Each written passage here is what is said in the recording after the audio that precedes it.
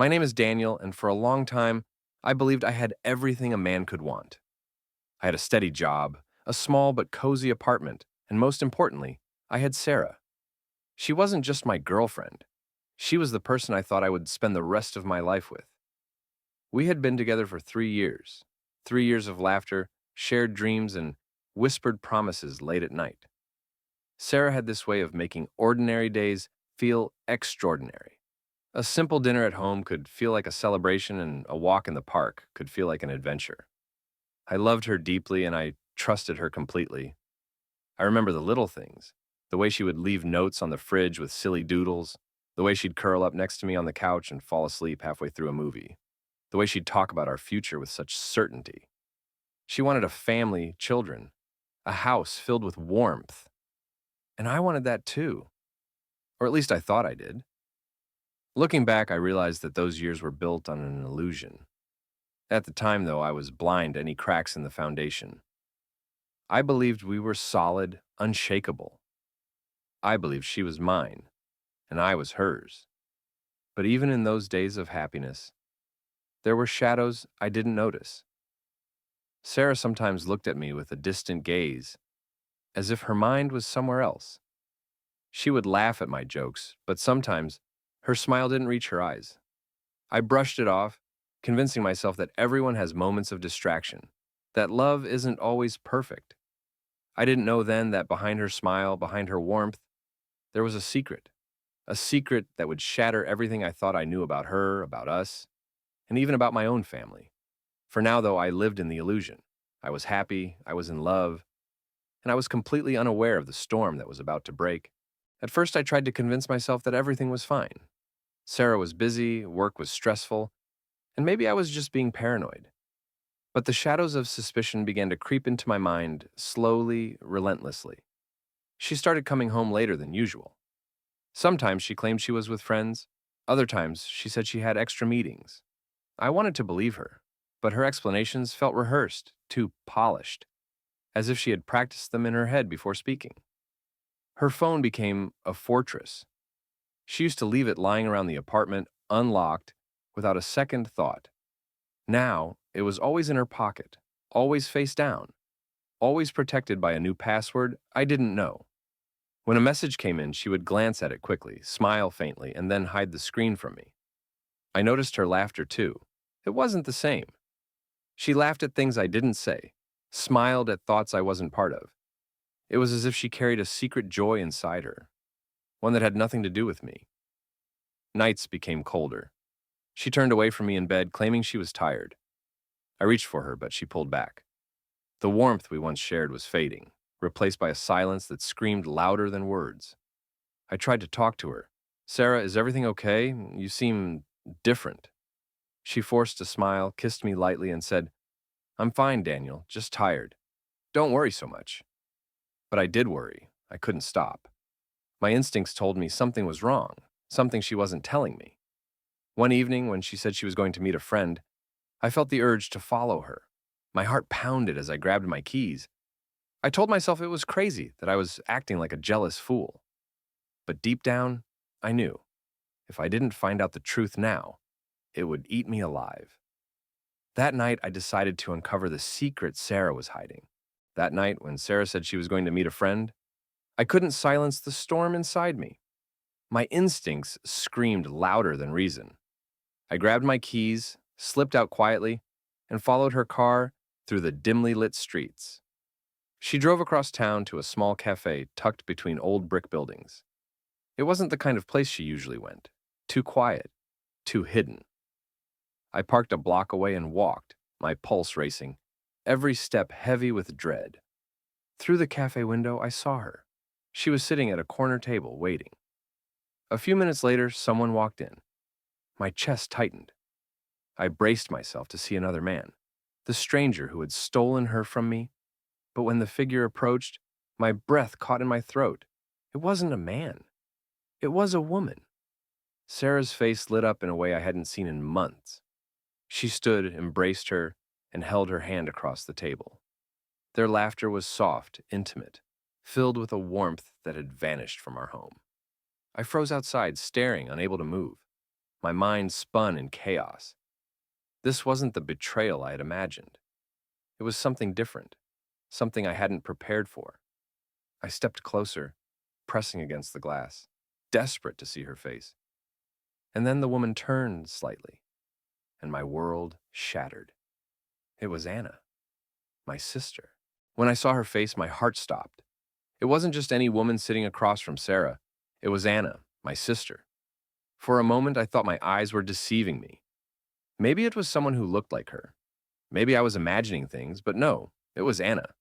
The way she tucked her hair behind her ear, the way she leaned forward when she laughed, I knew those gestures too well.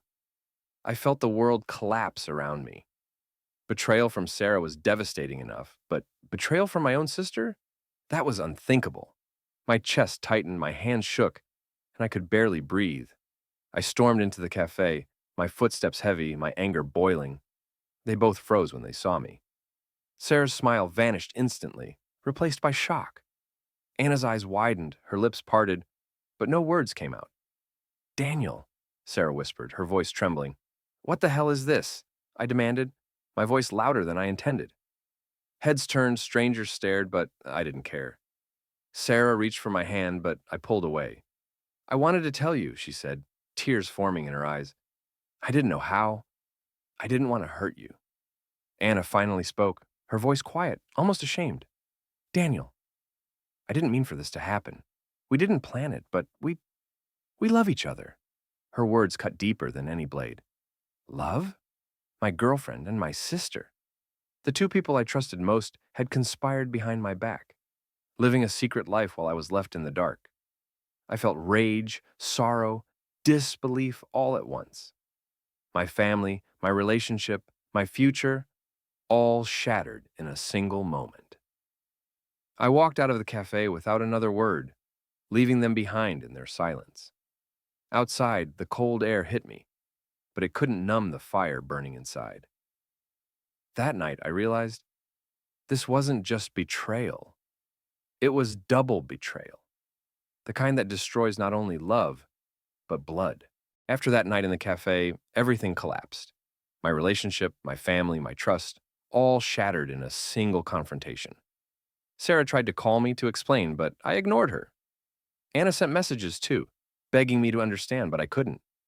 How could I? The two people I loved most had betrayed me together. The days that followed were filled with shouting matches, slammed doors, and tears. My parents got involved, horrified by the revelation. What was supposed to be a family became a battlefield.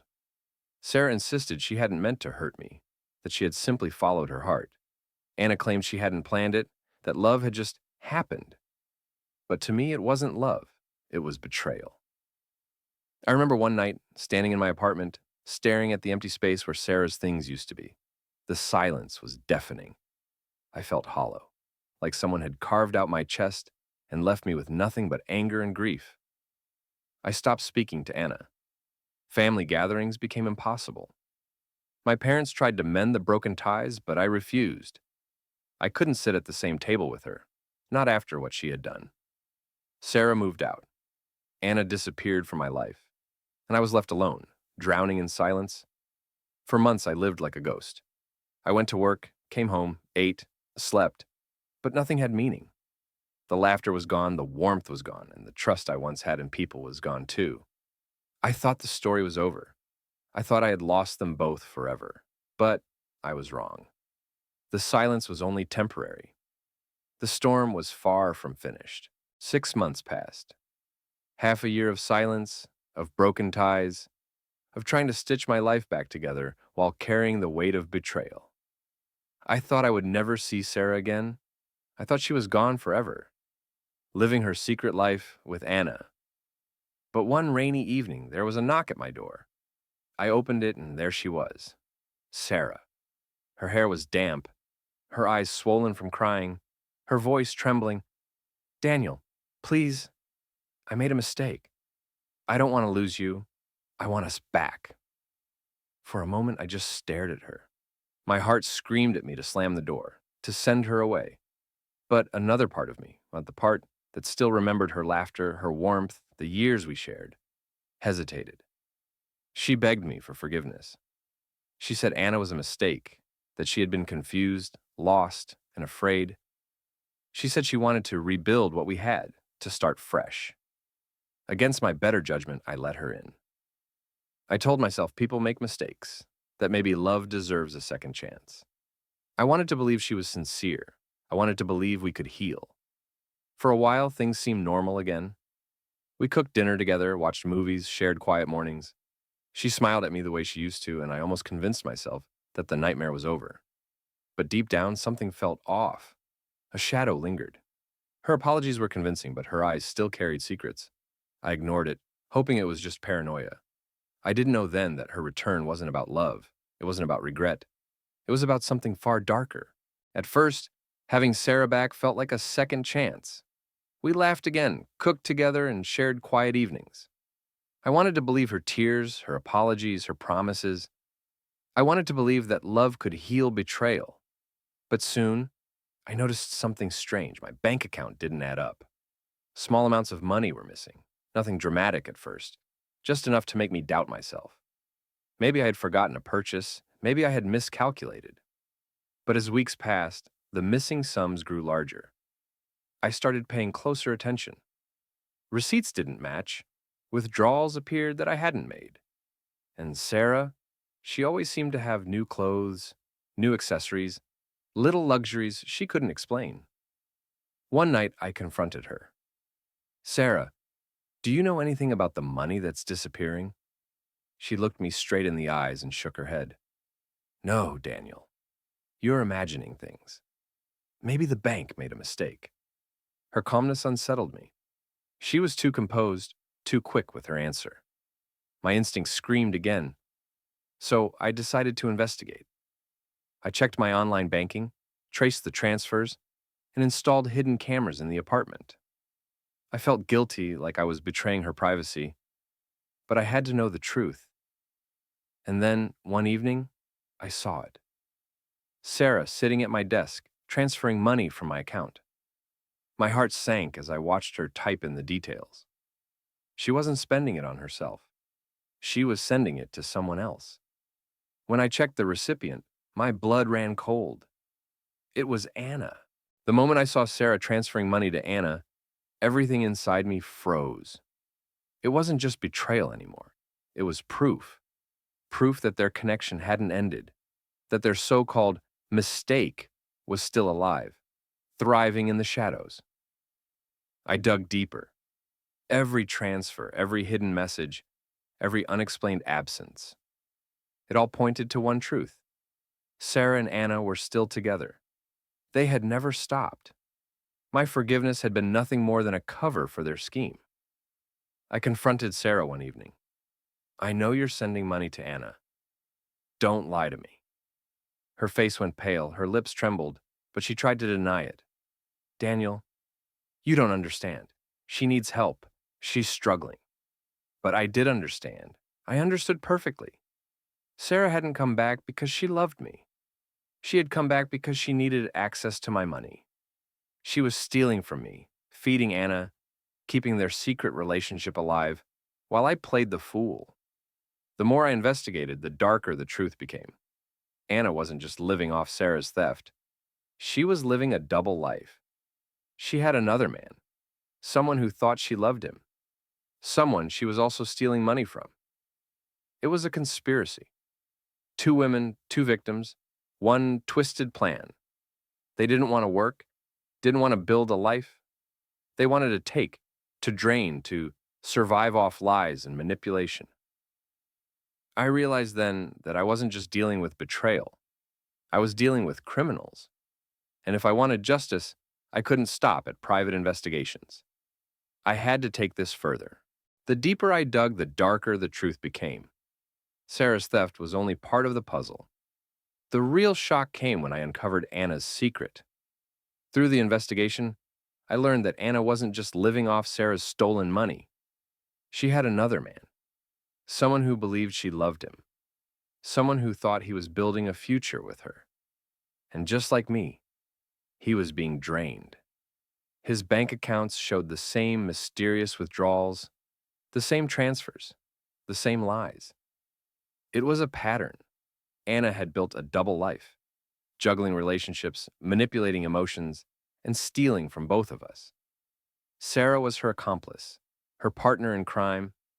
Together, they had created a web of deceit that stretched far beyond family betrayal. I remember staring at the evidence, bank statements, hidden camera footage, messages between them, and feeling a mix of rage and disbelief. My sister, the person I had trusted since childhood, had turned into a thief, a liar, a predator. And Sarah, the woman I once loved, had chosen to stand by her side.